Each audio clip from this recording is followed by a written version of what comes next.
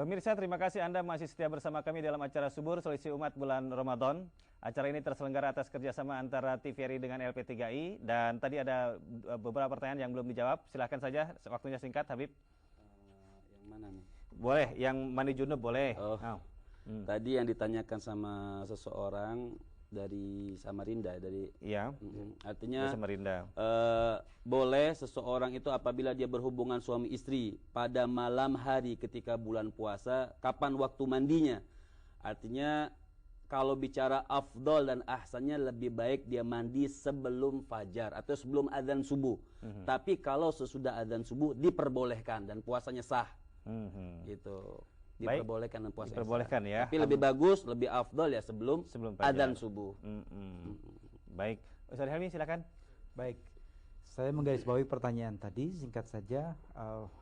Tidak sesuai antara pesan dakwah dengan cara menampilkan dakwah. Misalnya tadi dikatakan memperagakan busana muslim laki-laki, tapi yang memperagakannya pakai anting.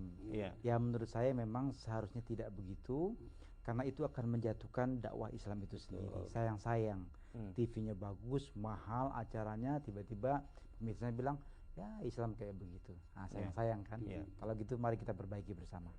Jadi merusak ya. Mungkin Ustaz Aceng sebagai pamungkas, silakan. Ada pergeseran nilai dalam berdakwah.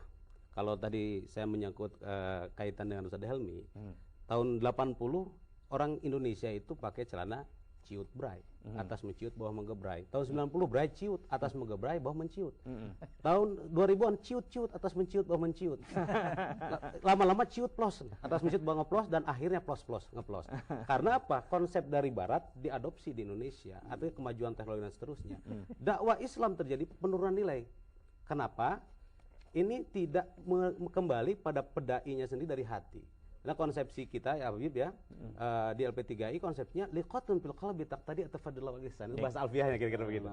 Karena kalau timbul dari hati, maka akan lahir pun dari hati. Seperti orang yang sakit hati, maritul qalbu fil qalbi. Sakitnya hati, obatnya hati nih. Ibu-ibu bawa-bawa kalau ada yang sakit hati begitu. Iya. Nah, sekarang tadi di LP3I tidak ada yang ciut-ciut ya. Insya Allah, karena kita ada bagian. Kalau yang ada nanti Ustaz aja yang disalahkan, begitu? Insya Allah. Apalagi yang ciut plus dijamin tidak ada. Jadi intinya begini, bahwa problematika dakwah di Indonesia tentunya adalah tugas bersama. Oleh karena itu, mari kita gerakan, karena ini adalah tugas umat Islam dimanapun kita berada. Baik, terima kasih Ustaz Aceng, Habib, Ustaz Helmi. Pemirsa di mana saja Anda berada, tentu kalau kita bicara dakwah tidak cukup dalam waktu yang singkat, karena memang ada begitu banyak hal yang harus dikemukakan dan kemudian dicari solusinya.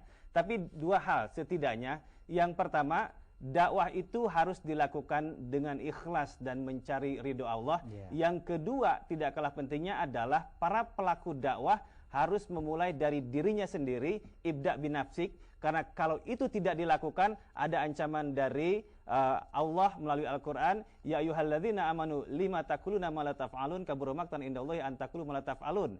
Jadi seorang yang berdakwah, dia menyuruh kebaikan tapi tidak melakukan kebaikan, akan dibenci oleh Allah. Menyuruh untuk bersedekah tapi tidak melaksanakan, akan dibenci oleh Allah. Mudah-mudahan kita semua tidak termasuk hamba-hamba Allah umat Rasulullah yang dibenci oleh Allah. Terima kasih atas perhatiannya. Dan pemirsa, kami informasikan bahwa acara ini terselenggara atas kerjasama antara TVRI dengan LP3I. Terima kasih LP3I. Terima kasih kepada Ustaz Aceng, Ustaz Habib, dan Ustaz Helmi.